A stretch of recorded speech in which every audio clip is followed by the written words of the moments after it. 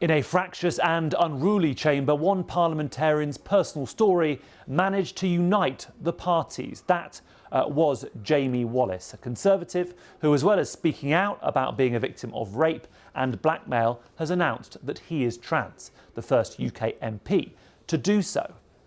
Even before PMQs, colleagues congratulated him with handshakes and slaps on the back. Later, party leaders added their praise.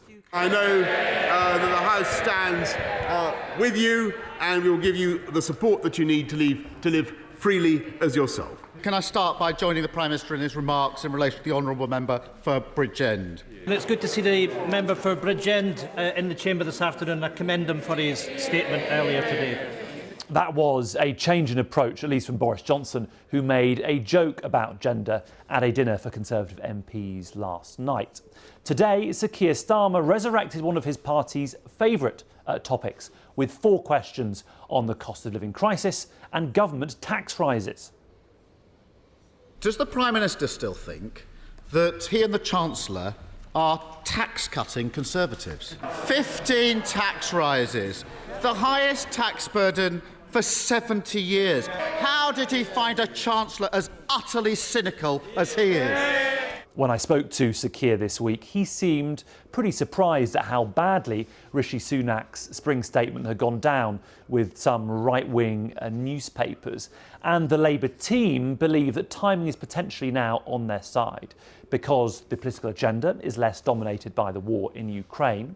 Tomorrow, the party is due to launch their campaign for the local elections with a big focus on the cost of living. And then on Friday, we have the energy price cap rising by over 50%. If we analyse the Labour leader's language today, one word, tax, appears more than any other, a total of 12 times, as well as working people. Boris Johnson hit back with attacks on the Labour leader's consistency.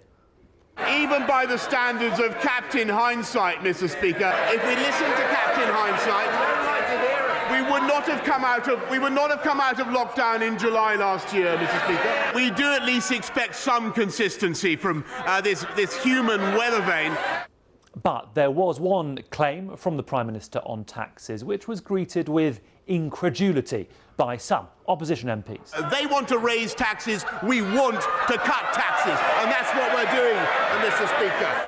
Our analysis of Boris Johnson's language today shows him using pretty similar words to Keir Starmer: taxes and tax feature, as well as the economy and a chancellor. There was also a brief interchange on Partygate after the Met announced those 20 fines were being issued. Either he's trashing the ministerial code, or he's claiming he was repeatedly lied to by his own advisers and that he didn't know what was going on in his own house and his own office. It was only a week or so ago where he was saying that I shouldn't resign. Of course, the Met the investigators must get on with their job. Meanwhile, the PM was questioned on the UK's issuing of visas for Ukrainian refugees from the Lib Dems. When wealthy businessmen from over 50 countries can come to the UK visa-free, why does the Prime Minister insist that a traumatised Ukrainian mother and child must first fill out a visa form? And even one senior Tory. Of 28,300 applications submitted under the sponsorship scheme by people displaced in Putin's war, just 2,700 have been processed. Parliament wraps up for the Easter break tomorrow, and the fact that Conservative MPs will no longer be in Westminster for the next 2.5 weeks will be a relief for Boris Johnson, I'm sure. His next challenge is the local elections on May the 5th.